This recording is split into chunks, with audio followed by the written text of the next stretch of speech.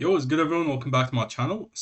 Today we are just gonna be looking at some things that have been announced. We're gonna be looking at this OCG Glorious Victor's deck themes first look. I have not seen this yet. I don't know what this is, to be honest. Probably just news. And then we can this like mainly we're gonna be looking at like how like the decks performed in like the worlds here. The WCQ. So there's like I think three different ones. There's Europe, North America, and then the Oceania. I don't care about Genesis, so if you guys expect me to do this, I just not won't. Like, Genesis is just a meme. I don't know how people actually play that shit.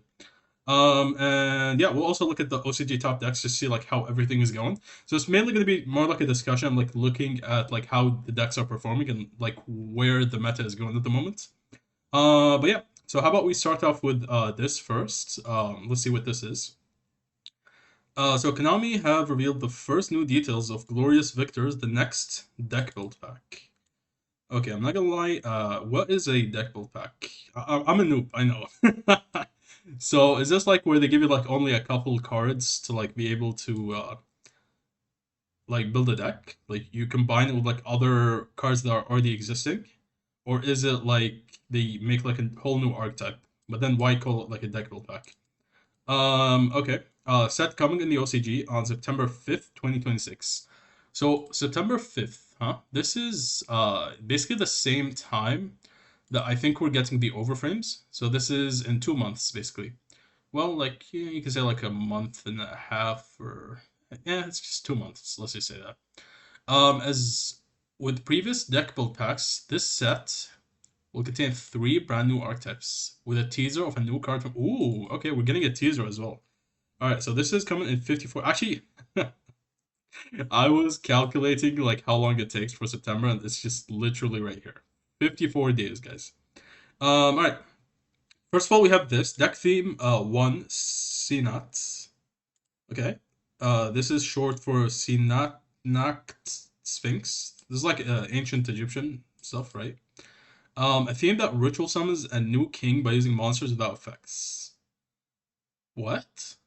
Wait, so first of all, another ritual. I'd like to see that. Because there's always potential that you can just, splash this into chaos, and then the Archfiend would be able to search it, right? Because Archfiend has like such a generic effect, where it says if this card is sent to the grave, you can send one ritual spell from your hand or deck to the grave, and then you add a ritual monster whose name is mentioned on it. So there is a possibility this is just gonna be like chaos support. Pretty much, right? So that is very interesting. But what's even more interesting is this right here. Using monsters without effects. Are they talking about normal monsters? Why not just say like normal monsters? Is there like a specific reason they say by using monsters without effects? Um, Maybe they're just still effect monsters, but like their effects don't do anything. I don't know. Probably just normal monsters, but this guy looks awesome. What do you guys think about this? Also, if they're making this like monsters without effects, wouldn't that like mean that the cards suck ass? Like, what could they possibly do to make this super broken? Well, not it doesn't have to be super broken, obviously, but like to be at least playable. I don't want to play like I don't know, 15 monsters or 10 monsters that have no effects. What are you gonna do with them? Unless they're like light fiends, which is what they usually do. But aside from this, like I just don't see this being like good, right? They have to like make this super insane. But I should probably note that we actually did get cards to support like normal monsters. There's a what do you call it? With the new summon skull support. Do you guys remember that? It was like so long ago. I'm trying to find it, but like the chance of me actually finding this right now was like probably 0% because it was a very long time ago. Um, but there was like something that summons like 5 normal monsters. I think it was a trap card, if I'm not mistaken. I don't know why I'm even doing this to be honest. Like I can just do like normal monster, and then I can just go trap here. Let's see if I can find it here. Let's put unreleased, or was it not released? That's what it's called. Okay. It's this one. Yep. You can activate this card the turn it was set by revealing one normal monster in your hand. Special summon up to 5 normal monsters from your hand and or grave and attack. Also, you cannot special summon from the extra deck for the rest of the turn after this card resolves. So it is definitely possible that we could actually make this playable, and that's why they gave us this Stage of Destiny. And maybe it's not actually a meme card. Maybe it's gonna be like a very powerful card in the future. They do actually tend to like do stuff like this, where they give you like a shitty monster or like a card, and then later on they make it very broken, right? So it is possible that this archetype might actually use this card. Maybe even in combination with like the new Summon Skull. So if you go like not release here, I think it should show, yeah, the Archfiend's Origin, and then you can use it with like the OG Summon Skull, and this will be like a negate for that. So that is definitely something that we can do. We got the goat over here as well. Yeah, I mean, maybe it could be playable. Who knows? Could be a good archetype. I mean, the art looks awesome. First of all, like look at this, guys. This kind of reminds me of the Horus cards. What do you guys think? Yeah, it's kind of like ancient Egyptian kind of theme. Actually, it's definitely ancient Egyptian. Look at this, guys. Look at his ears. Yeah, this is like the what do you call it? The Sphinx or the dog or whatever they call it, like from ancient Egypt. Yeah, I mean, damn, pretty cool. I like that, and this is like his arms as well. Look at that. It's like it reminds me of Ben 10. You guys remember that one guy?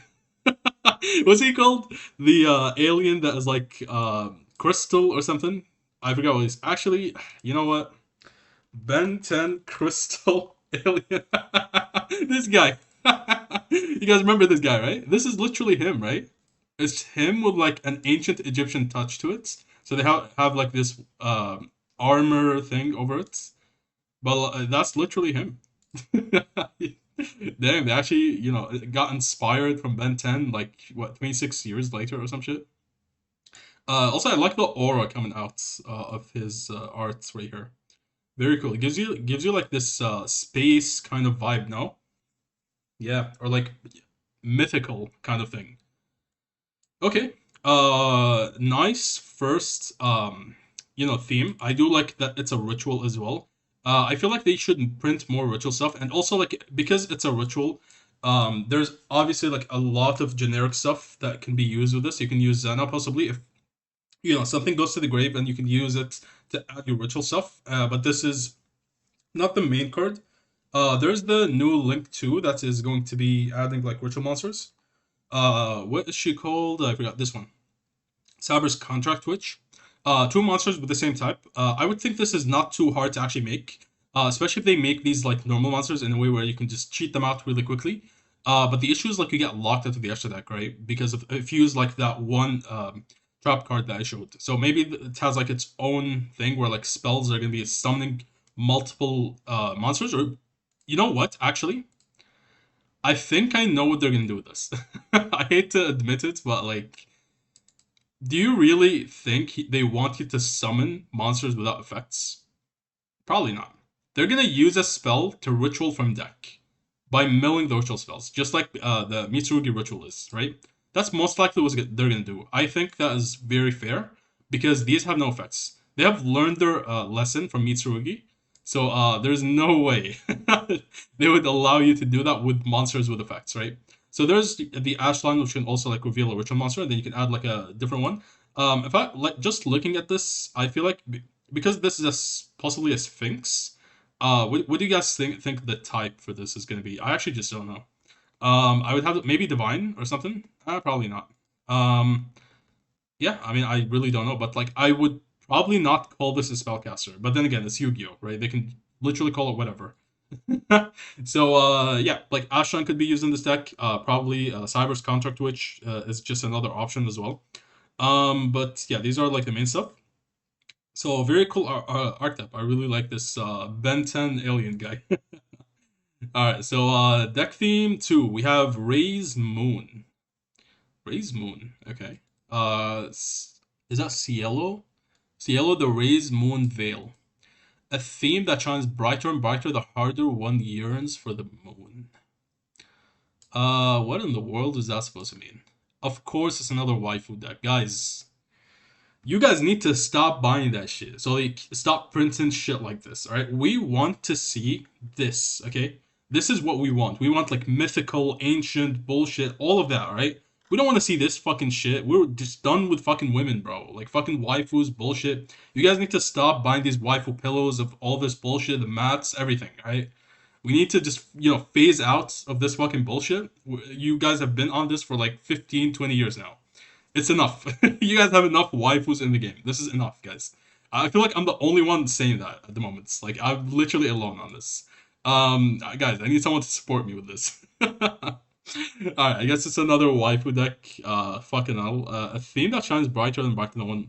What is that supposed to mean? I just don't know. Like, do you have to like wait turns for like the moon to like rise or some shit? I don't fucking know. like, like place counters on this card. By the third counter, you win the duel or some shit. I don't know. Also, guys, like if you guys have ideas as to like what these could be, definitely feel free to like drop in the comments below what you guys think. Again, like I love these theoretical videos where like we look at these and like theorize what they can be, and like the potential, um, until we're let down by Konami, obviously. So this is very interesting actually. That yearns for the moon. I don't know what this is. This is not interesting because this is just fucking boring at this point. But I like when they do like themes that are just not omni negate bullshit. Right? They actually get creative, and this is what I like about like chaos and some other stuff as well. So I'm not gonna lie, I actually have no idea what this could be. From the art, maybe you can get an idea. What am I looking at? Like I'm trying to look at the corners to see if there's anything. These are moons, right? These like yellow things. Nah, these are coins, I think. Okay, so she's a gold digger, I guess. Cool.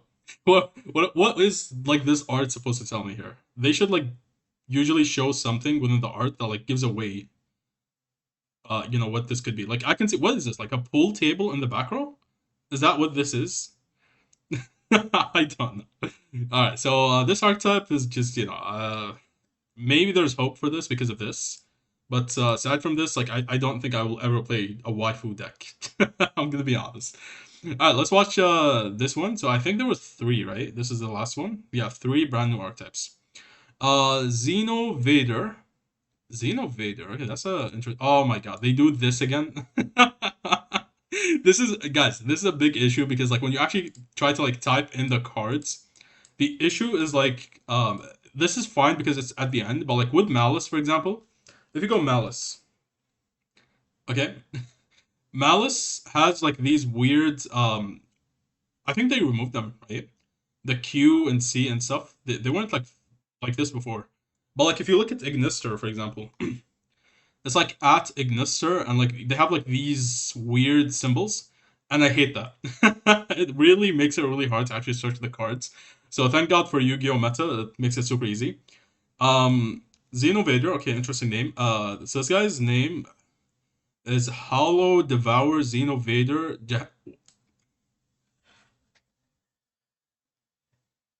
There's no fucking way. Guys, there's no way they called him that. Do you guys know what this means? This right here. So in Arabic we have like Muslims have like levels in hell. And in hell like there are 7 levels. One of the levels is called Jahannam.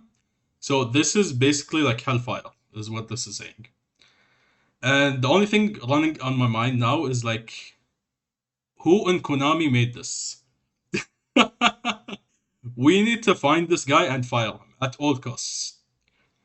If they don't fire him, I personally will use my Prince money to become the CEO of Konami just to fire this guy, and then I will quit. Like, who thought this was a good idea? Why? Why? Why? This makes no sense. Also, like the entire name just makes no sense. He's just like throwing like an Arabic touch into everything because he's Arab. And you know who's worse? The person who like gave him the okay. Okay, that's a very good name. Good idea. Good card design. This you should. Why they should not get promoted for this? They should get demoted. Get him out of the card design. And move him down to like I don't know, like a cleaner or something, coffee server, anything. Just this guy should not be like designing cards. There's no way. Uh, okay. All right, let's just ignore that. Grotesque monsters from a Xenoverse are now unleashed. Xenoverse, guys, I told you they're actually thinking about Ben 10, guys. Someone within Konami, probably this Arab guy. He's been rewatching Ben 10, and he, has fallen in love with Ben 10 again. Now he's printing Ben 10 cards. This is a Ben 10 card, right? It looks like Ben 10. Yeah, and it's also from the Xenoverse. What's next? Like, one of the monsters is gonna have like the Omnitrix or what? Imagine the boss monster. You change forms every 2 seconds. Every turn, he becomes like a new effect monster. Like, guys, actually, that's a crazy idea. I'm not gonna lie. Okay, so grotesque monsters from a Xenoverse are now unleashed. The art is actually kind of cool, but like, it's just the name is super fucking weird. All right. So what can we see here? Again, like I like art like this. This I don't like. This right here, and this very very cool. So he's like probably a dragon. What do you guys think? So this is a ritual. This is probably gonna be a synchro. I'm not gonna lie. It looks like a synchro. And then this is 100% an Xyz. If this is not an Xyz, then I don't know. I'm dumb as fuck. Like this is 100% Xyz. You guys can tell. They always make the art like similar to this when it's an Xyz monster. Um, yeah, that's good. It looks like a level 8 monster. What do you guys think? Alright, I'm actually kind of pushing it now, but the art is very cool. So he has like these crystals. This is very similar to Black Chaos's. Like, you guys see this purple? It's like very similar to Black Chaos's like Dark Magic attack, right? Because if we go like Black Chaos here, Black Chaos, it's basically this, right? It's the same thing. Look at that. I wish you can like put them side to side to compare, but yeah, dang, I like that. So he's basically absorbing Black Chaos's effect, or what? Oh, what if like he absorbs effects, guys? Like takes control of the opponent's effect monster, like the effects of the monsters they control, or in their graveyard. That would be a crazy idea, no? Yeah. And then he has lots of colors. Like this guy is definitely like some alien of some sort. I mean, he is like a from a Xenoverse, right? Yeah, I mean, very cool card. I just don't know why this guy.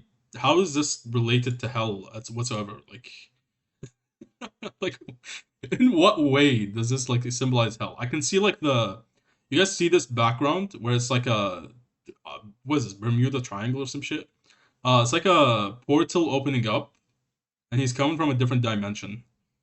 But like, this is just has nothing to do with Hell, bro. It's just not Hell. All right.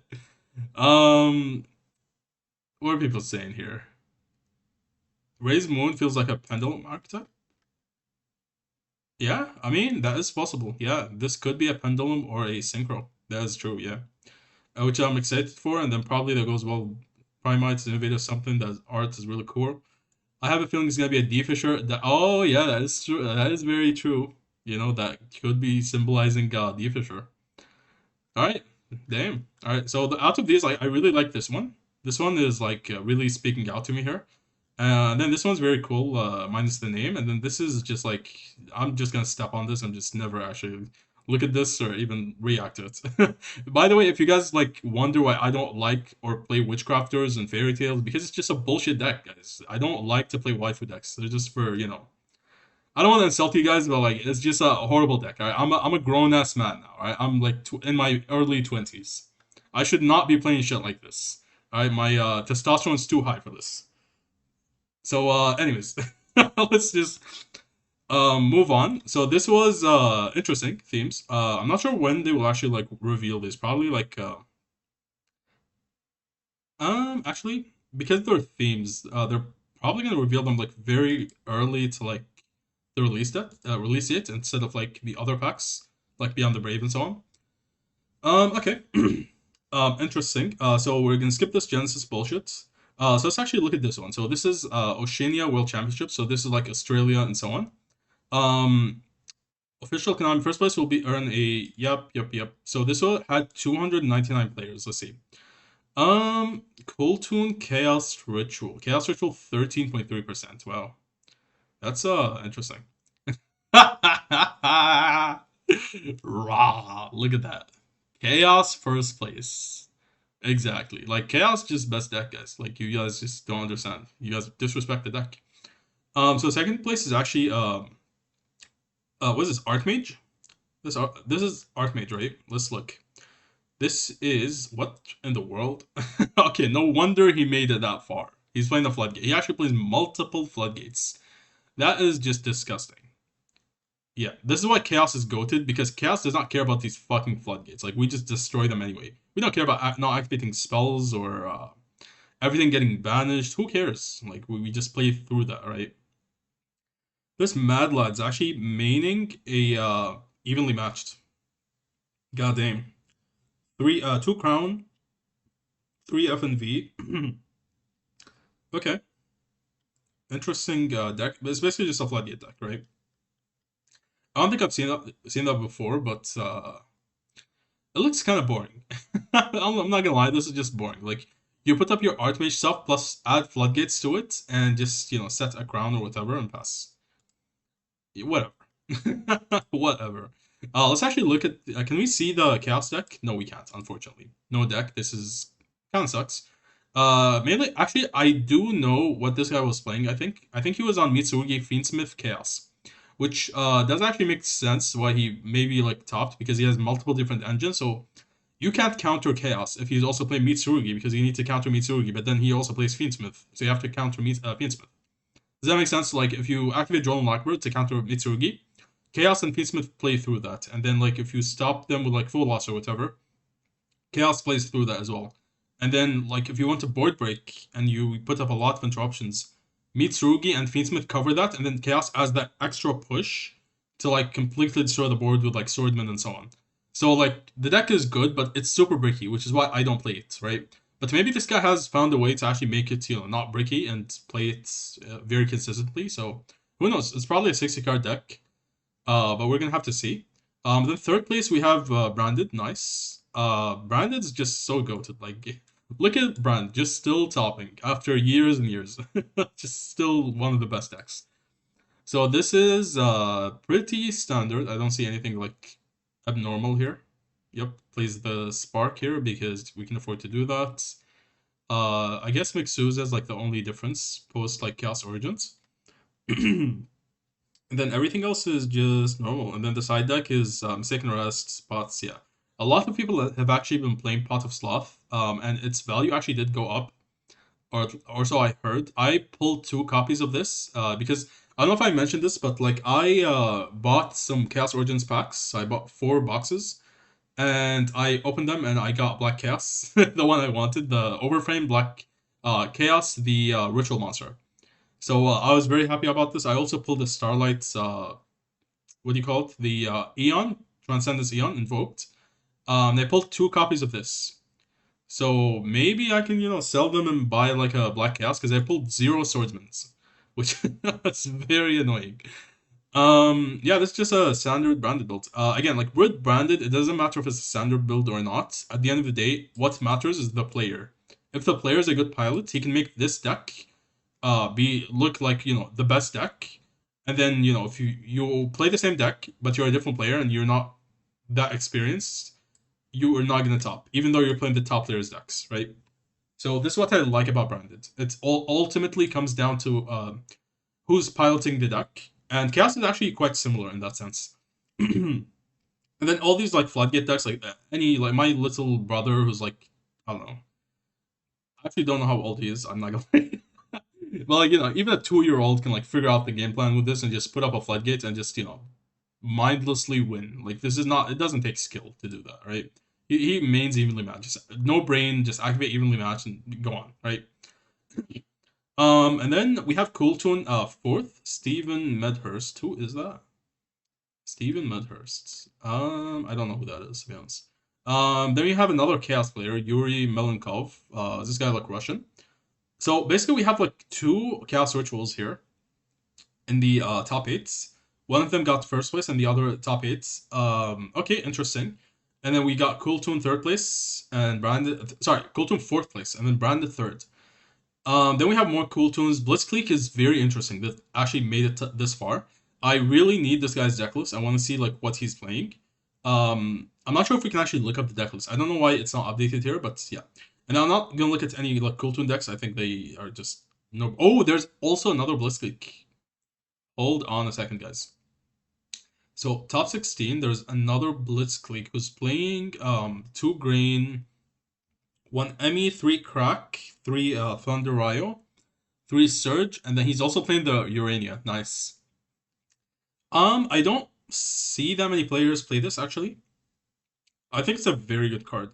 I don't know how good it is in Blitzkrieg, but if you're, it's obviously gonna be the best. Uh, it's gonna play the best in Blitzkrieg because it's like a Blitzkrieg card, or at least it was designed with Blitzkrieg in mind. Although you can use it to like use it in Chaos with Chaos Hats and bullshit. But I'm not sure how much this is actually coming up because they also play 1 copy of this only. And the thing is, with their deck, they can actually search it with the trap. Add 1 Thunder Monster with a different name from deck to hand. Yeah. So they can immediately search this. With Chaos, we have like a weird line. We can't search it, but it's like it's gonna take multiple turns. You have to like Grangle, mill it, revive it, spin it back with Black Cat, Mind Shuffle, and so on.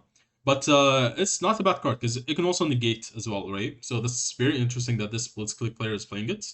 And then obviously 3 Whiska, and then plays 3 Breakaway, 3 Fall the Virtuous, 3 Field Spell, also plays Pot. Oh, this guy plays Purge. So no Harmonia is what I'm noticing here. This guy has passed up on Harmonia to play Dominus Purge. Is that better? I would say yes. In this deck, I think Purge is actually very good. Purge does turn off Dark, Water, and Fire, but if we look at all of these, there's all Earth. So it doesn't matter, like the Blitzkrieg monsters at least. And then Thunder King Ryo, even if this is turned off, this doesn't turn it off, but even if it was, its effect is still gonna be like activating, right? You don't have to activate the effect, it's a continuous effect. It's like skill drain. And then yeah, that's just pretty much it. Like these are not getting locked by the Purge, so Purge is also very good at the moment. And then 1 of each trap, and is one just the 1 Solemn Warning. That's 40 cards. Alright, damn. If you guys want to play Blitzkrieg, this is one of the deck lists, and there's a top 8 one as well. This guy's playing Colossus. I'm not sure if this actually comes up. Maybe like in some duels, but like usually you get locked out with these because these say once you summon them, you cannot special summon effect monsters except from the hand for the rest of the turn. So if you look at this, this says must be fusion summoned or special summoned during the turn a thunder monster effect was activated in the hand. So you need to activate one of these in the hand and then like use it. I am not sure what you would activate with this. Because if you activate any of these, it turns it off. Maybe it's just a jump scare. What do you guys think? Or maybe there's something I'm missing here. Maybe like you activate it, but then they negate the effect and destroy it. But this, if you negate the effect, does it still apply? Like the restriction effect? I think it does it. I'm not sure actually. But if it doesn't, then you like activate from hand, they negate it, then you can go into Colossus. But this is very situational. I don't see them actually making that play, to be honest. Maybe there's something I'm just missing here. And then these are just like probably a meme extra deck. They don't actually use the extra deck at all. It's just like maybe if this comes up, it's like Incraft, right? They play these for called Fallen the Virtuous and the Typhon. Maybe if it comes up, and that's it. Okay. Interesting deck list. Let's see if there's anything else. There's actually okay. What we can do is we can actually filter by Blitzkrieg here. No, there's also another one in top 32. Ahmed Shagalai. Okay. This guy is also on Purge. This is a very similar build to the other one, except this guy also plays the step leader, step leader. Okay, and a terraforming, which this guy is not. I would say out of these, I think this one is more consistent. No, he plays full loss. This guy does not. And then like this guy plays 3 green. This guy plays 2, but I think he plays Solemn Warning. That's the difference. Yeah. Okay, interesting. They'll both play Shifter obviously because they can afford to play Shifter on the deck. And then yeah, I mean, damn, that is pretty cool. Blitzkrieg is pulling through right now. And then if we look at Chaos Ritual, we actually have 6 Chaos Rituals here. So first place, top 8, and we have a top 32. Let's actually open this in a new tab. This is, let's look at the deck here. 47 cards. Okay, that's an odd number to be playing. I play this sometimes as a meme, like when I'm making videos just for fun, but not competitively. I don't know, 47 feels a bit weird. But then again, like with Chaos, the ratios are a bit different because the deck works in a different way than like some other decks, and I hate when people think every deck works the same. Because like with Incraft, for example, it works completely differently than a different deck like Chaos, right? So the consistency thing does not apply because Incraft doesn't have hand traps. They also don't play, they don't have turn zero interruptions usually unless they play Harmonia to discard the Rebirth. But Chaos does, right? Chaos has starters on the opponent's turn. So they work completely differently, right? So 47, okay. I mean, he made it to top 32 at least, which is very good. One Drolan Lackbird. Is that good? I'm not gonna lie, that is odd. I personally, if I was him, I would probably push this to 50 and play 2 Drolls and then add another Fua. Actually, he already plays 2 Fuas. Never mind. 2 is perfect. 2 Prolia, 2 Fua is fine. So then he would be missing 2 cards, which could be anything else. We'll see what he's playing first. 3 Griffo, I would add another Ogre. Just play 2 Ogre, 2 Bell. This guy is playing 1 of each for crossouts. Okay, that makes sense. So this guy does not care about the hand traps, he just wants to declare them. But do you really care about Ogre? I mean, like, you can usually play around Ogre. Ogre is not really the biggest issue. I feel like playing crossout just for Ogre is just like, you know. No offense to the player, I just feel like it's a pussy move. What do you guys think? Like, usually you can play around Ogre. Droll you can play around it. Ash is whatever. Sometimes you can get caught with Ash and it's like, ouch. But I don't think like you usually lose to this. If you build your deck correctly, you don't lose to any of these hand traps. Bell could mess you over sometimes, okay? Um, what I found is like usually I do have a way to actually establish a level 7 even through Bell, and I can play around it, and I also play Pharah. So they would usually Bell like the Fallen of White stuff, and then I reveal I'm playing Chaos, right? So they would waste their Bell. But he wants to declare. I'm okay with this. Okay, this is the only hand trap that I'm like, you could play, cross out for this, and I'd be fine with this. But in the mirror match, this cross out would actually go crazy. So maybe he was expecting a mirror match. What do you guys think? But again, like these, just not needed to be honest. Like you can actually just cut all of these even, and just not play them at all. Maybe just Ash.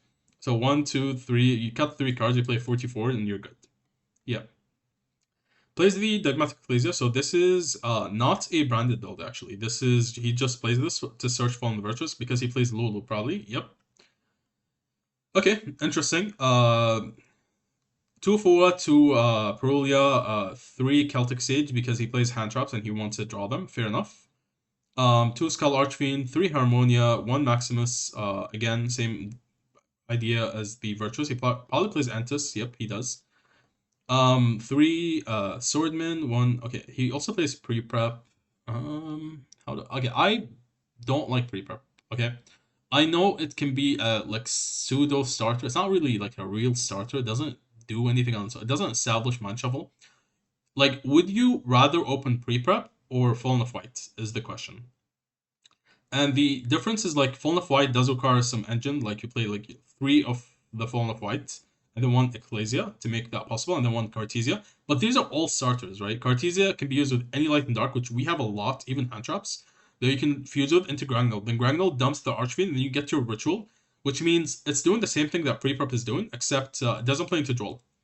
This will play into Droll. It actually does the same thing, except gives you more interruptions when you go for the Gragnall line. So I don't really like Pre-Prep. You need Mind Shuffle still, okay? And it is a good Ash Magnet, but I mean, if you play Mitsurugi, sure, but like with a pure Chaos deck, it's like playing the you guys remember the Ritual Monster? I forgot what he's called, like the End of World Ruler. That's what it was. Yeah. This is sorry, End Ruler, something like that. End Ruler, Ritual Monster, that one. Yeah, End of the World Ruler. This is like one of these cards where like you play Mitsurugi because it's is good in Mitsurugi, but like it's not good here. You know, in this deck, it's just not good. And it's the same thing with pre-prep. Also, did this actually ever come in the TCG? I'm just realizing that now. I don't think it ever came out in the TCG, right? Why is that? Did they just forget or what? That is insane, guys. Alright, I'm just realizing that now. But yeah, pre-prep is meme cards. Definitely don't play that cards. Nadir Servant is yeah, fine because you play Dogmatic Ecclesia. Corrupted Ritual 3, yep. Void, I see an increasing number of people actually playing this. So this is basically sending Archery into the grave. Alternatively, you can search the Grateful with this if you already have a ritual spell that you like dumped into the grave somehow. It doesn't come up that often, but this card is whatever. It has a second effect where it says you can send this face-up card from spell and trap to the graveyard, send inferno monsters from your hand or deck to the grave up to the number of monsters you control. So this does not say extra deck, right? So you can't play like void cards. So this guy actually plays this, right? So if we read this, send inferno with different names from your hand and or deck to the grave up to the number of monsters your opponent controls that were special summoned from the extra deck.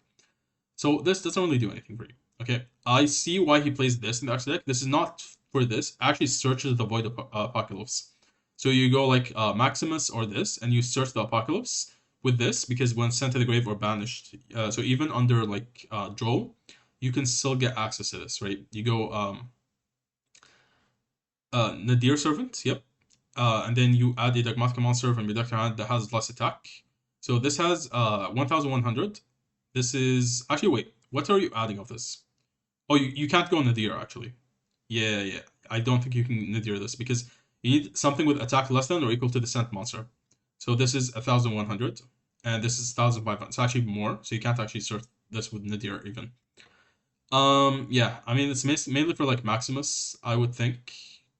That's mainly what you're using for, and it's just not really the greatest. Like Void Apocalypse is whatever. You definitely don't play that card. Okay, some people want like more consistency, so they play that. And in his build, I understand why he's playing this because he plays Maximus and like he's going for like a no extra deck build. He also doesn't care about the extra deck because he doesn't play like Albaz or Dark Magician or Azamina. So it is fair for him to play this, but I would think it's just you're better off playing the Fleur de Lis, right? Fleur de Lis, this card is just way better to be playing this deck. It's gonna establish your level 7 or higher. You can summon it off Grangnol. You can send Grangnol with like Maximus or whatever. And then it's also gonna be just able to spin itself back, resummon itself, establish your punishment, and gives you so much, right? And then punishment can also send these cards as well. So I don't know why you'd play Void Apocalypse. I don't like the idea that people actually play this. I think it sucks. But yeah. Super Polymerization at 3 in the main. Okay. Called by the Grave at 1, and then Fallen the Virtuous, 2 Chaos Magical Hats, and Mind Shuffle. So this guy actually is one of the fewer people I actually saw play Hats, which is interesting. I think Hats is very good, especially because he plays 3 Celtic Sage. You kind of really feel bad not playing Hats. And Hats is really good if you know how to use it properly. It can be bricky sometimes, so I see why some people cut it, but I think it's correct to actually play Hats. Not in every build, but because in some builds like Azamina, you don't have room on your monster zones. So obviously you don't play Hats, right? But in a deck like this, you should be playing Hats because your end board would suck otherwise, right? You need to like be able to make the one turn play, sorry, with a one card Greyfall combo because that's often what's gonna happen. You don't have anything else, no Albas, nothing. So you need to be able to set the Chaos Hats as well. Keep the Archfiend in hand in the end phase, and then on opponent's turn, add Greyfall, discard this, add Luster, and then you have Tag in, Tag out, plus 8 Chaos Hats. Okay, and then for the extra deck, Mixosa, Eon, okay. The Eon, he's playing this because he goes Mixosa into Eon. And then he plays like Harmonia targets, but he plays Harmonia. Yeah, okay. I missed that, my bad. Yeah, I don't see why you wouldn't play that. So 1, 2, 3, 4, 5, 6. I would disagree with this. I think you should be playing one more. Because this is a pure build, you're going to rely on Harmonia more. You're going to spin it back to the hand more often. You're going to use it multiple times. You can go Archfiend, shuffle back your synchros, but you might not always actually have the opportunity to do so. Sometimes they go immediately activate something and you already spun back Harmonia. So on the following turn, like you want to use Harmonia immediately, right? And you want to be able to pop, right? So maybe I don't know, cut something in here, and then play. I would obviously just not play this bullshit, so I would cut this entirely. But again, like I see why he plays it. Okay. And then extra deck, one more Perulia, one more Fua, and then play Santa Claus. Magna Hut is very good in this deck. D Fisher, really? You play D Fisher? I don't know about that. And then Guardians, okay, I don't know. Like this is random as fuck. But I guess maybe these are just targets for crossout. But like bro, you're not gonna draw crossout every game. You're going way too like all in on crossouts, and I guarantee like 90% of the duels you did not open crossout, bro. Yeah. I mean, you can go like called by, I mean, chaos hats, and then like add back the crossout. But like you're better off getting called by usually than crossout. So yeah, $1,000 deck. If you guys want to get this, I would not recommend you copy this guy's deck list. I think this deck sucks actually. I'm not gonna lie, like I love chaos, but I think this deck sucks. Regardless of like how far he made it, he could have gotten lucky. The chaos cards probably carried, but like the deck design here, I think is really bad. If I'm being honest.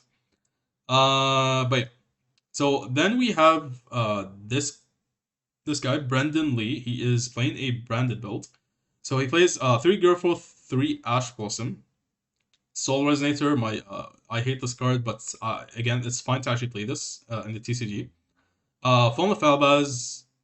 Okay, I was like, where's Fallen of Void? It's right here. Thank God. I almost had a heart attack here. And then 3 Fua, 1 Celtic Sage. This is a good deck list. Actually, I'm maybe just saying that because this is very similar to the deck list I play. Minus this. I play Crimson Call instead of this, but this is like very similar to what I play. I play like 43 to 44, so I would add an additional card to this. Usually Bell. I would cut Fua to 2 and then play 2 Bells. But yeah, honestly, like very solid build.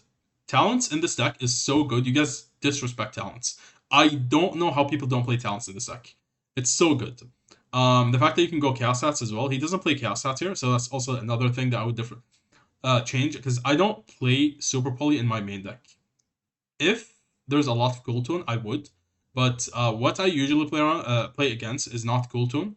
So I usually, if I see Cool Tune, I just side in the Super Poly. I don't rely on Super Poly too much like you guys do against Cool Tune. There's other ways to beat them. You don't need Super Poly specifically. Although it can be good sometimes. They can play around it. They see the Super Poly in your hand, they play around it. Like the duel I showed in my previous video, they see the Super Poly, play around it, and then you lose, right? Super Poly is dead in your hand. Maybe if you have like pushes, you can get to the point where you can like make them have 2 cards on the field that you can Super Poly, but you know, Super Poly does not win you the duel. Okay, it's not an auto win against them. It can maybe hurt sometimes if you catch them off guard, but it's not auto win. So why are you main deck and 3 Super Poly? I personally don't agree with this. I like Super Poly in my side deck, but if you main it, like you have your reasons, that's fine. High Spirits at 2, I love that. Yeah, maybe this guy watches my videos. What do you guys think? Brendan Lee, is he goated or what? 2 High Spirits is correct. You don't play 3. 3 is too bricky. 1 is too little. 2 Mind Shuffles, Called by the Grave. Okay. Honestly, like this deck is good. I would definitely say this deck is very good. It is $200 more expensive than this meme deck. Okay, this is not a meme deck. I wouldn't say this is a meme deck. This is a decent deck. It's just like the weird choices he made to like play these one-offs. I really don't like, and avoid Apocalypse as well. He could have built this deck a lot differently. Maybe he would have made it even higher if he built it differently. I think like as a player, he probably is a good player, but like his deck probably let him down.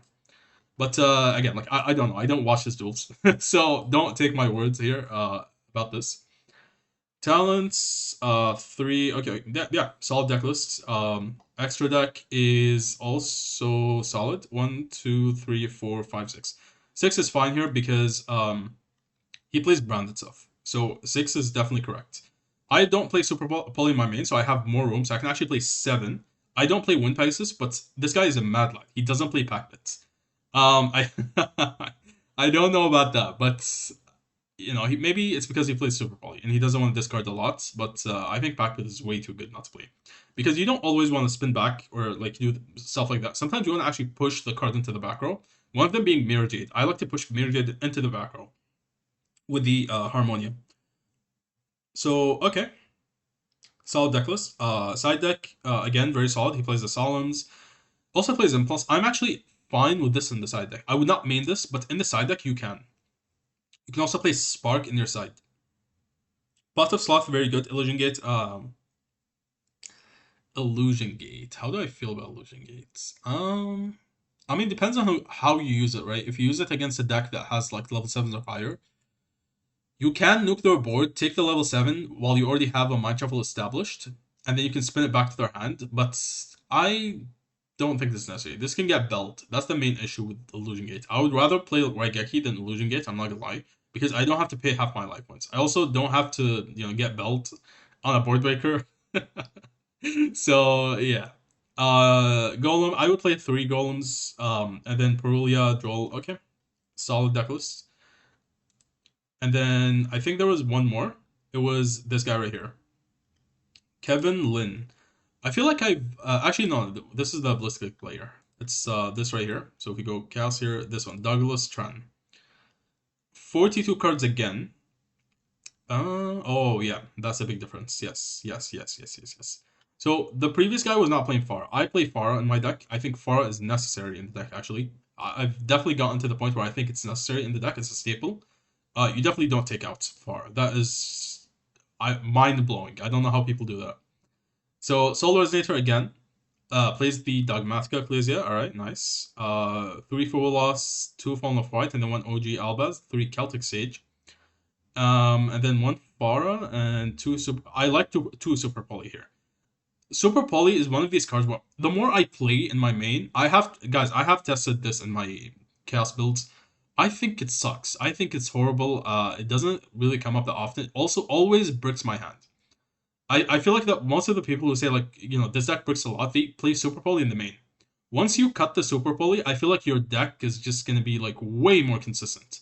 Okay, maybe it's just me, maybe my shuffler is broken, but like Super Poly mega bricks my deck. I've even tried a Vision build where I, play it with Super Poly, just so I can, unbrick this, and it's just super bricky, it doesn't matter. So playing this at 2 makes it less likely to be, a brick, but it's still a brick, which is why I don't like it in main. But it's definitely better than playing 3 of this. Okay, I don't care what anyone says. You can disagree with me, that's fine. Again, everyone plays the deck differently, but I definitely don't like this at 3. I don't like that in main at all. So 3 rituals, and then Chaos Hats, beautiful. I love that. This guy's deck list is awesome. I like that. Minus the Super Poly, you can just remove that, but like, it's a tech choice that he wants, right? And that is completely fine. Yeah, very solid deck list. He plays 1, 2, 3, 4, 5, 6, 7. That is exactly what you should be doing. I don't agree with Dark. Maybe he has his reasons for playing this. But I don't like Dark in this side. I like SV. SV is so much better. This requires specifically a Dark monster. Sometimes you want to link off without a Dark monster. And SP is perfect for that. I understand you play Harmonia, so maybe SP is dead. But being able to link off usually does a lot, because you can go Swordman and then Banish, and then you link it off after you go Archfiend, and then you get to Engrave, go Ritual Spell, add back the Swordman, establish a Mind Shuffle, search, and you play, right? And I make that play a lot. So, I really like SP, but at least he's playing Link Monster. A lot of people don't play Link Monsters. You can see, like, this guy doesn't, and the other guys. So it makes a huge difference whether you play a Link or not. I would even argue, although Harmonia is very, very good in the deck, being able to link climb is actually better than Harmonia. Most of the time, at least. Because you'll find a lot of the time, this is with Curtain, by the way, not now. Definitely don't play that now, unless you're playing like an Azamina build. Once we get Curtain, I feel like you might even want to cut Harmonia. I've gotten to that point where I feel like, Curtain's just so powerful. You have to like link climb with her, and then you make some huge plays off that. So yeah, love Curtain, and I will definitely like be playing like link climb decks possibly, and maybe cut Harmonia to see like how the deck feels without it. But aside from this, solid deck list. Love everything, minus the Lava Golem. I don't know why he's not playing it. Maybe he doesn't know. But yeah, Lava Golem would be a great addition to this deck. Beautiful deck. Okay, nice. And I think that's it for Chaos. Yeah, there is no more Chaos builds here. I don't really care about most of these other decks. I'm not gonna lie. Like Memento, Meme Deck, Invoked. Invoked is cool, actually. Let's look at Invoked. I'm not gonna lie. I think someone actually made it with Invoked, by the way. Danilo, that guy, he made it to Worlds. So 2 Droll, he plays 1 Viracam, yep, and then 3 Alistair, yep. That is correct. And then 3 Fua, 3 AWAS. Nice. This guy plays 1 Talents, 3 Magical Meltdown. I like this guy's deck list a lot, actually. Yes, this is exactly what I would play, actually, in the sec. I would definitely play Droplets as well. In contrary to like what anyone might say about Droplets in a lot of decks right now, I think Droplet is like very good in the Invoke deck. Um, he plays Crossouts. What do you guys think about that? Is that for full loss mainly? I mean, the Joel doesn't really beat the deck. It can maybe hurt the deck a little bit, but if you play properly, I don't think you lose to Joel, right? And then Ash Blossom, yeah, Ash Blossom could be annoying. I don't think it's you lose to Ash, but it can be very annoying. So I really would want to like cross out the Ash Blossom. And then the other thing is 100% Fua. You definitely want to stop Fua here. Okay, maybe it's just for these. And then he also plays the talent here. Nice. Extra deck, again, everyone's on Mixuza right now. Mixuza is so good. This is one of these decks where you, if you main Super Poly, you're 100% good. This is 100% very, very good. Because with Chaos, you can't go like Albaz and then activate Super Poly, right? This deck can do that because they play like Alistair and stuff. It's like branded. So you definitely main Super Poly. But in Chaos, we can't, right? Well, not we can't, but like it's way less effective, which is why I don't like it in main. Um, this guy plays a double Hyper Invoked Eon. He plays a one Oceanios and then the Macabre. Okay, just like one of everything. This is usually what I would play. Only thing I would change is I would play like 2 Alistair, the Invoker of Madness. But then again, like this guy is top 16. He probably knows the deck better than I do because I have played the deck multiple times, but I'm not like, insane. There's no competition if you compare my, level of play with Invoked versus Chaos. Like Chaos is way, way better. So I can definitely like give better insight into Chaos than I can with Invoked. But I still know like how the deck works and everything about that. But to me, this looks like a solid deck list. Yep, very good. And then let's look at the other one as well, and then we'll move on to like a different what do you call like the European WCQ. Josh Smith, he plays Veiler in main. So the thing with hand traps here, okay? He plays Droll Ash, but no Veiler, right? These hand traps can actually be used as fusion materials, which I really like about this deck. So these are not bricks. They're like cool tune. They can actually be used as part of your engine. Mainly because all of these, look at this. Like this requires fire or wind, okay? Plus Alistair. So if you have Alistair, you can actually use Alistair plus Ash Blossom to make that. You can use Droll, right? With this, you can use the Veiler, and then you can use an Earth Monster, so you can use Bell. So that is like very cool. And these are like this is like a, it can extend your plays and then go into this as well. And then this can like search the Viracam and continue playing. You get Invocation and so on. So this is very, very good. And this is like dark and water, so you can use it with like Perulia or a Dark Monster, which this guy doesn't actually play any like hand trap Dark Monsters, but usually you don't need to because you do this like you sum this off like shuffling back your banished cards, which usually have a dark. Or you banish from the grave, either grave because of invocation, and then one of them will be a dark, most likely. So yeah, it doesn't matter too much. The guy plays Booster Dragon. What is that for? 2 rockets. If this card is linked summoned, how are you summoning this? Uh, is there a way we're actually using this? Am I missing something here? How are we using this? Is he like trying to counter rockets or what? Super Poly on rockets to go into Booster Dragon? Uh, yeah, I don't know. Maybe there is a reason for this. I'm sure there is. But yeah. This is a good deck list. Did the other guy play Salamangreat? Because usually you go like this, and then you link it up into Salamangreat to have like a fire and also like extra deck monster, and then you can like do some stuff with like the invocation. So I don't think I saw the other guy actually play it. What do you guys think? Hold on. I probably missed it. He probably does play it. Where's Invoked? It's right here. And then if we go here, he does play it. Yeah, he does play. Okay, nice. Okay, solid deck list. I'm usually only gonna be looking at like these Chaos Ritual, branded Invoked, because these are like what matter to me. I don't care about like Cool Tune. Like you guys have seen Cool Tune a million times. So yeah, Blitzkrieg, these decks are very cool, so you definitely want to look at them. Magic's Fairy Tail, I fucking hate like waifu decks, so I'm gonna skip over that shit.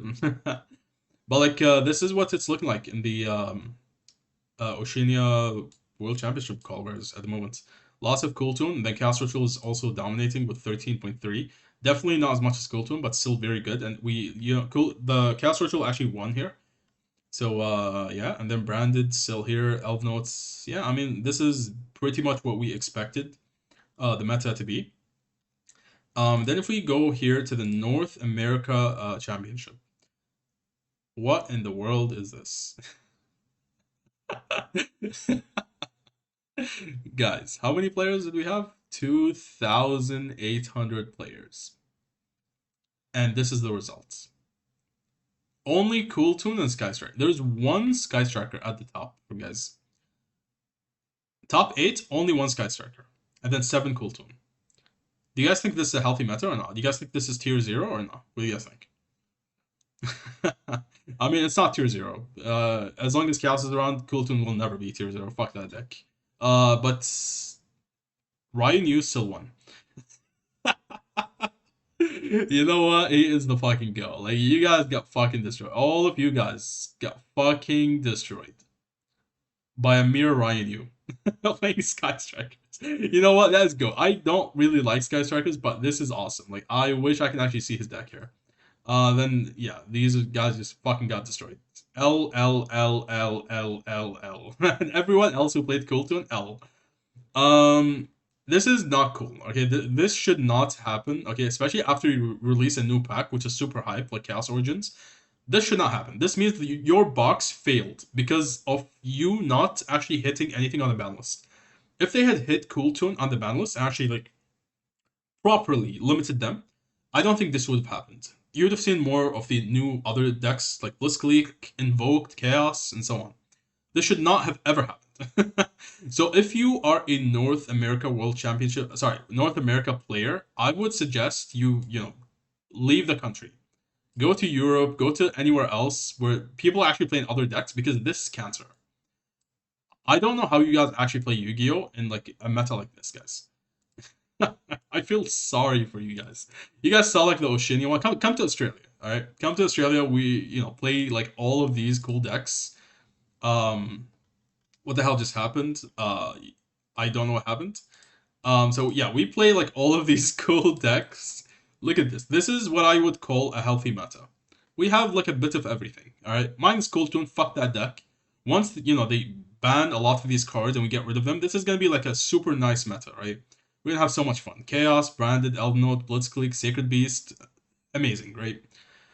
You guys in North America, like you're just super tryharding. I think your players are boring. They suck, obviously, because they're just playing Cool Tune. They're super tryhards. There's no fun in playing the game anymore. Yeah, this is just sad. Actually, it's just sad. So, in 2,800 players, only these made it to top 8. Yeah. Let's ignore this and actually, guys, look at this. 2,060 players. This should be 2026 to 2060, like the year instead of like players, because this is how long people are gonna play Cool Tune until they fucking hit the deck. All right, because this is ridiculous. All right, let's move on to Europe. I don't think Europe is gonna be the same. I did watch some of Europe's games and I saw a lot of cool decks. Oh my god. Yes, this is what I would call a meta, alright? This is awesome. This is what it should be. 32% Chaos, 24% Cool Tune. And then we have still Branded, Invoked, Malice. Why the fuck is Malice still here? Then we have Blitzkrieg, Archmage, Elvenode. Love that. This is what it should be looking like. Now, Cool Tune actually won here. So, you guys remember, like in my previous video, this was the guy who beat the Chaos player because the Chaos player fucked up. I think we could have won that duel. We should have knocked this guy out if the Chaos player was actually like good with the deck. So this is unfortunate that this guy made it to first place because of that, most likely. But yeah, I mean like he was prepared. Like he knew his stuff against Chaos, and he did not underestimate the deck. So that's why he made it to top 1. And then he obviously Kultun cooks all of these decks. So Chaos is like one of these decks that have a chance actually to destroy Kultun. So he was definitely prepared for that, but he didn't care about these, right? Destroyed Mitsurugi, destroyed Aliber, Despia. Yeah, these are just yeah. We actually yeah, this is Danilo actually. He was playing Invoked. Joshua Schmidt's top 16, nice. Okay, we just watched some of Joshua's duels. I think he did very well. He was playing very like making very good plays. But I think his deck building, like his deck was actually like a bit off. You maybe if he fixed the deck list, he would have made it further. That's what I personally think. But yeah, I mean, it's like probably his like first time actually taking this tournament, so he's probably gonna make adjustments if he wants to continue playing the deck. So with Chaos, this guy I did watch one of his duels, the famous guy. He was playing like a Azamina version. So this is like Souls. He plays Impulse, nice. Now with Azamina, it's fine to play Impulse because although it turns off Luster Soldier, it doesn't matter because you play Azamina, right? So it doesn't matter that much because again, you're link climbing, you're doing a lot of stuff. But in a pure deck or a branded build, you definitely don't play Impulse. You can't afford to play that. But branded is overall better than this deck, regardless of what anyone thinks. I think branded is still better. Um, yeah, only by small margin for now. So Souls, Ash, 3 Fua, 3 Brolia. Then this is just like yeah, standard. I don't think there's anything interesting in this deck list. This is exactly what like an Azamina build would look like. No spiciness at all. Maybe a bow is like, I mean, people still play a bow. It's not really interesting. I like the access code line in the deck. I did try it for a bit. I saw people playing it, and I gave it a try. I think it's good. So that's pretty decent because you can go for this, Celine, and then into like Axis, and then you pop their cards and attack for game with the Black Chaos or a 3K monster basically. And he plays Celtic Sage only in the side, which is understandable because he plays Azamino, so you definitely don't really need to play this in the main. It's optional to play it. And it can like hurt you because you want to link climb as well. So if you open this, it's not really the greatest sometimes if you want to use other cards as well. And then Spark, Pot, Azamina. Why you play Doctors here? You already play like the Hollowed Azamina. I don't know, maybe there's a reason for this. Okay. And then we have this guy, Tom Luca Menzel, also on Azaminables. You can see, guys, like the Azaminables did make it far. It's like I said, like I told you guys, this Azaminables can top, but they're not better than Branded. This Joshua Schmidt was playing Branded as well. I think he also got top 16, so it's like the same as these guys, but I think Branded would just perform better. Yeah, I think these decks just lose a lot to like hand traps, like Full Loss and Pearlia. But it can play through the other hand traps, like Ash Blossom. So Branded usually plays better, in my personal opinion. It's fine if you disagree, because like you guys also play like Azamina, and you can see like how powerful the deck is still. And I've showcased the deck anyway, so you guys know that I know this deck is good, but it's, yeah, not better than Branded. Tom Luca, this guy did this guy just copy his deck or what? Basically same deck. Any differences? I guess Bell. He plays Bell. Aside from this, it's just same deck. Yeah, I mean this guy just copied him. Except this guy doesn't play Charmers. Maybe he can't afford it. I don't know. Okay. And then Gabriel Hunt also as amenable top 32. This is a actually Azamina Mitsurugi build. This guy is playing a slop 60 deck. He made it that far into 32. This is Pot of Sloth in main. Really? I don't know about 3 crown and 3 droplet. 3 droplet is okay, but like 3 crown? Really? I don't know why. This guy is playing these cards. This deck is super bricky. If I was to take this deck, actually, can I copy this deck just to show you guys like how bricky this deck is?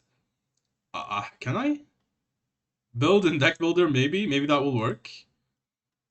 Build in deck builder. Can I do like a test hand with this? Um, no deck where there's some way I can test this. I don't know. Test hand, please. Side main draw. Oh, draw simulator. Let's go. New hand.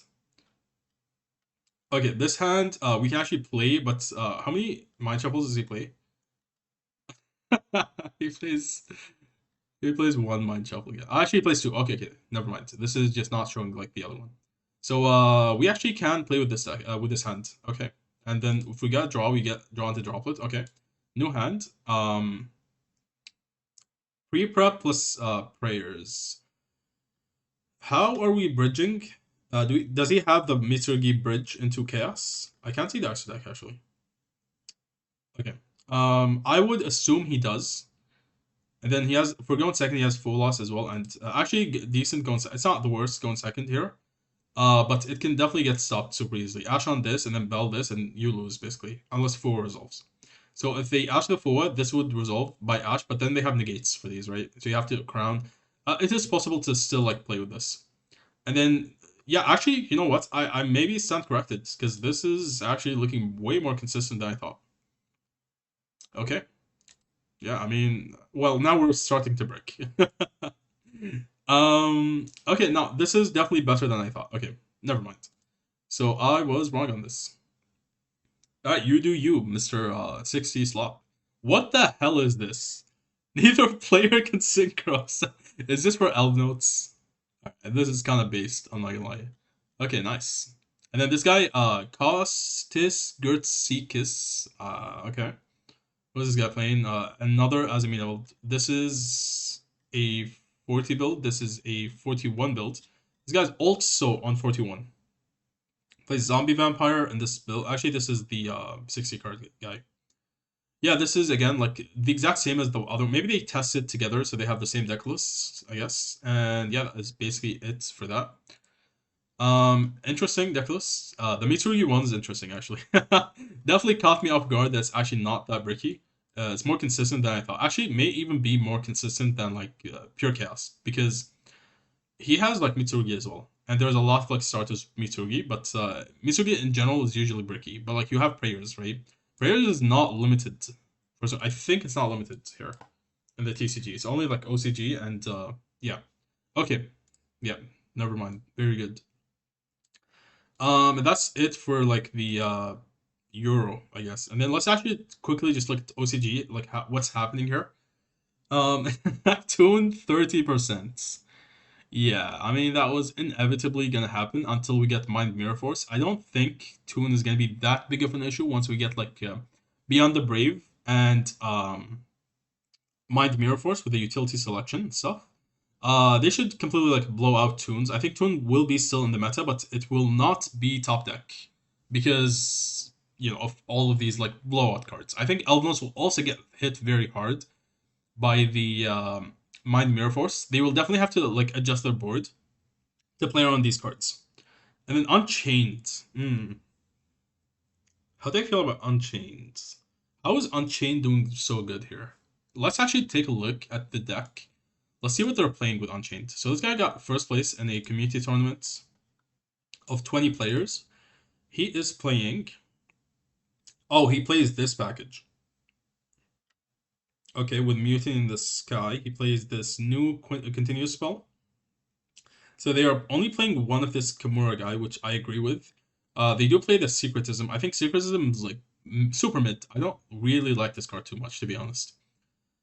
And then, of course, Fiendsmith, because you cannot play any Fiend deck without Fiendsmith. And three of this, three Shara, and then one Full Loss? Really? Okay, that's interesting. I guess paired up with Maxi, it's like two cards that can draw, and then one draw Lockbird, and then two Ash. Okay. Yep, and then he has the bridge here with the Unchained to go into Evil Storm Extend Knight to go into the Fiendsmith. Alright, solid deck list. Let's actually look at one more deck list for where is it? Unchained. It's very interesting because I don't usually see Unchained, right? But it's apparently doing very well. This guy actually plays three of this, so maybe it's not. Yeah, that's why I wanted to look at another deck. Like this guy is playing six players. He made it second place, and he plays three of this guy. So this guy believes this card is very good to the point where you have to play three of it. Okay, but he also plays Secretism, so maybe this card is like very good in the deck, and I'm just not appreciating it. This guy plays 3 instead of 2 of this, and then 2-4. Okay, 2-4 makes more sense here. The other guy was playing only 1. I tried to justify it with Max C, but yeah, this is usually you want like 3 cards that are gonna be adding, right? But this guy also plays Perulia in main. 3 Perulia and then 2-4. 3 Perulia, like Perulia, I think is better than 4 in the OCG right now because there's so many decks that summon from hand. Think about Chaos. Think about Toons. Think about like I mean Toons. Like they use both Perulia and 4 mainly for us, but Perulia also gives them like multiple draws, right? Because you have to summon like the level 6 from hand, you have to like normal summon, you have to get the additional normal summon. Like there's a lot of things, right? So you are gonna give them a lot of draws with Perulia, but Perulia in general is I think better than 4. So many decks actually lose to 4 in like this upcoming Beyond the Brave format. Um okay. This guy also plays Mutiny in the Sky. Nice. Alright, so Toons, you know what? How about we look at Toons? Are they still FTKing? Because I've seen like some builds with like Ryzeal. And I'm wondering like why are they using Ryzeal? Alright, let's see. So this guy is playing no floodgates in main. Let me just make sure before I confirm that. Wow, they're actually not FTKing anymore, I think. I don't see an FTK enabler. Do you guys see an FTK here? Yeah, I mean, it's still an FTK because of this card. This card will always be an FTK. Regardless of anything anyone says, this is always an FTK. Because you're going to put up a board that's just way too hard to break, and then he looks at the hand, he declares the one board breaker that you have, that you just cannot use now, and you're just like, fucked. And he has Omnis on the board, he has this to negate, he has other Omnis. Now this deck doesn't actually link them because he's playing Ryzeal. So maybe they don't have multiple Omnis. Do they summon this? Actually, this is summoned off of the where is it? This card, the Phantom. Yeah. Okay. Damn. Impulse. Yeah, they can play Impulse in this deck because it turns off lights, so these are turned off. But like, it doesn't matter because you play Toons, right? So yeah, 3 funny Dark Rabbits, 1 Evil Box, 1 Dark Eyes. Yeah, they're trying to minimize the bricks, which is why they play this. 1 Bonfire. Yeah, I mean, definitely fair. Because this deck is super disgusting for spamming level 4s, right? You can spam so many level 4s. You guys have seen me in one combo actually make the free Mathmech Alimbertion and then add Albaz, so I had to make, put 3 monsters to like exceed with them. I could put 4 even. And then add any spell or trap from my deck to my hand. So possibly, maybe they can actually like add these as well. Go into pre-mathemic Alimbertion with 4 mats, and then like add any spell or trap to the hand. And then you can just like FTK your opponent. So yeah, that's this guy. You can add like Mind Mirror Force. I mean the Mind Scan. Okay. So this guy is not FTKing. Are the other guys FTKing? So this guy is also playing. I'm just gonna quickly look at this. Just see if he's playing FTK. He is not playing FTK. Okay. So the Ryzeal builds, I think, if I'm not mistaken, don't play FTKs. That's interesting, but like the deck itself is just an FTK, right? This guy is on Toon Mermaid. Nice. This spam level 4s. This is not once per turn. You can keep special summoning this forever from your hand, as long as you control the Toon World. And then this guy plays Gamma and main. I don't see an FTK. This guy plays double Protect Kotaku. Okay. Charmer. There's no FTK in this one either. Yeah, I guess like they just stopped the FTKs, or they thought like I think some people said the FTKs suck, like actual Toon players. Some of them said that. Yeah, this guy plays it with Malice. This guy just delete this guy from existence. There's no way this guy's playing Malice in 2026. Okay, Toons are dominating. I guess Toon Ryzeal is the way. Elf Notes, don't really care too much about Elf Notes, but like, are they playing Pure? Okay, they're still playing Synchro Emergency in the sec. Yeah, nice.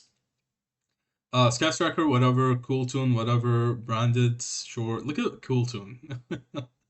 It's just being destroyed by Toons and Elf Notes right now, because Toons and Elf Notes are just apparently better than Cool Toon, right? I mean, never mind. Cool Toon is still getting number 1. Guys, this deck has to get banned. This is just getting ridiculous. Like, these guys are coping so hard. They're actually playing Deep Eyes. Just add a level 1 Light Tuner. Guess who's a level 1 Light Tuner? Yeah, you put this to 1, they just play this. So who cares, right? It plays into Joel, but then, you know, the deck doesn't care about Joel that much. Maybe sometimes you can hurt them with Joel. And then second place, Albino. Third place, Cool Tune. Yeah, Cool Tune is just still. God help us. Power Patron Cast Ritual, only one Cast Ritual. Let's actually look at that. What is he playing? Second place, deck is so expensive, right? Like, it's just way too expensive. So this deck will actually be getting support very soon in the OCG because of Beyond the Brave. So we'll see if it's actually going to make a difference. I do think it will. Regardless of what you guys think, you guys hate on like the new cards. I think they're very good. But we'll see. So one Droll, yeah, that's fine. This is OCG, so like they only have one Droll anyway, and then three Ogre, three Ogre is good because in like the upcoming meta, there's so many things you can actually Ogre. You can Ogre the mirror match. If we actually just go back here and then look at like OCG, you can actually see like most of these decks actually get hit by Ogre. Toons can get hit by Ogre on the Mind Scan, it can get hit on the Field Spell. Elf Notes can get their continuous spell or trap hit by the what do you got? The Ogre as well, and then you can also Ogre like the Power Patron level 1 if it tries to like Synchro. And then they have like a monster in the center zone stuck. Unchained is it's bad against Unchained. Sky Striker, it's bad against Sky Striker, and then Cool Tune, you can Ogre like the Field Spell. Branded, not really the greatest Ogre. You can Ogre the Ecclesia Synchro, but it's not as effective, right? And then Power Patron, depends what you're Ogreing here, but like these like top decks, like they actually do get hit by Ogre. So I do like Ogre. I would still play 2, not 3, but yeah. So this guy is also playing Cartesia. Okay, people have actually finally discovered Cartesia in the OCG. Thank God for that. It's about time, right? But no OG Albas. This guy only plays 2 Phone of White. Is there a reason for this? I don't know. Okay, maybe this is a mistake. It should have been 3. What do you guys think? They made a mistake on here. This guy plays Void Apocalypse. Okay, so he is, I guess, the guy we saw on the TCG actually copied this deck list. What do you guys think? He copied it from the OCG. Void Apocalypse plus the Maximus and this, and then the Dear Servants. Yeah, and then he made like a couple tweaks to the deck. Yeah, I mean, that's why it was horrible, in my opinion. He played a 47 card deck. Maybe if he played this version, it would be fine, but he added like these random hand traps plus cross out. And it like completely ruined the deck. Okay. That is Chaos Ritual in the OCG at the moment. We should be getting like a new type of deck here. Post Beyond the Brave. So yeah, thank you guys for watching. Hope you guys enjoyed the video.